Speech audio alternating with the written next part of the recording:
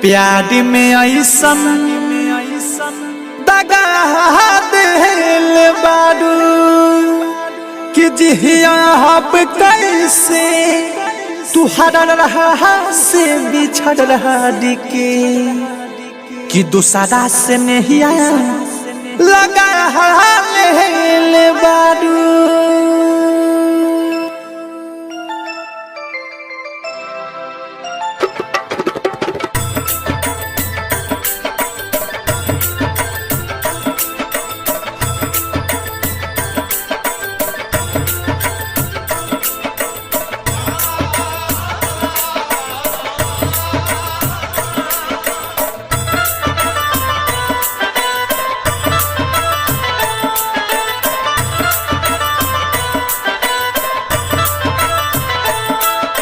देख के दर्दिया दवाई हमार चल गइलू, देख के दर्दिया दवाई हमार चल गइलू। जी न मारी रानी बोल का कइलू, देख के दर्दिया दवाई हमार चल गइलू।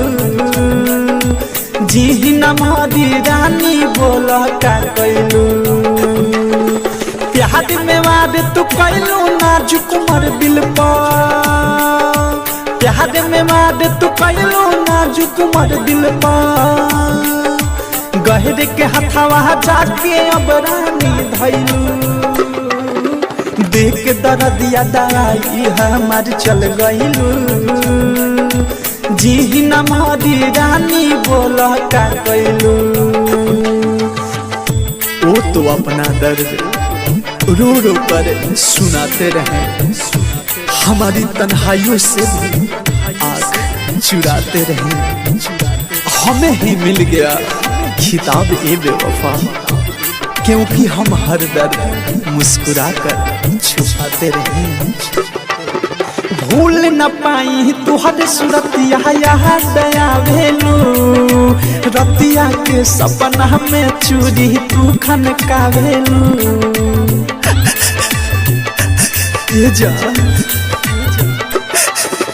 भूल न पाई तुहर सूरत दिया भेलू, रतिया के सपना में चूरी तू खनका भेलू।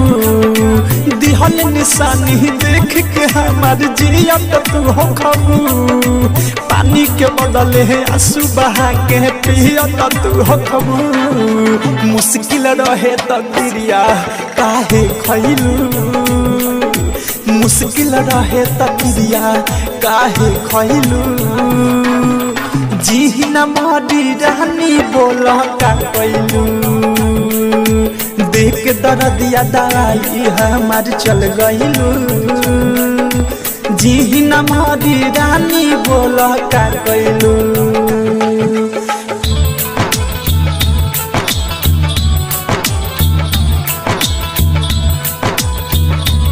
मेरे इस दर्द की वजह भी वो है, और मेरे दर्द की दवा भी तो वो है। वो नमक जख्मों पे लगाते हैं तो क्या, मोहब्बत करने की वजह भी तो वो है। हम तुहरा से प्यार करिले कहत हम बने, शुरू होके से पहले खत्म कइलू कहानी। अरे इतने बताओ ये जान ऐसा काहे कइलू। हम तुहरा से प्यार करिले कहत हम बानी, शुरू होके से पहले खत्म कइलू कहानी। राही डरा के से आह भरेले प्यार में लुट के, अवध सब प्रेमी रोतावे देखो ना लुट के। आपन होके काहे पराया तू भइलू, आपन होके काहे पराया तू भइलू। जी न मारी रानी बोल का कइलू, देख के दर्दिया दवाई हमार चल गइलू। जी न मारी रानी बोल का कइलू।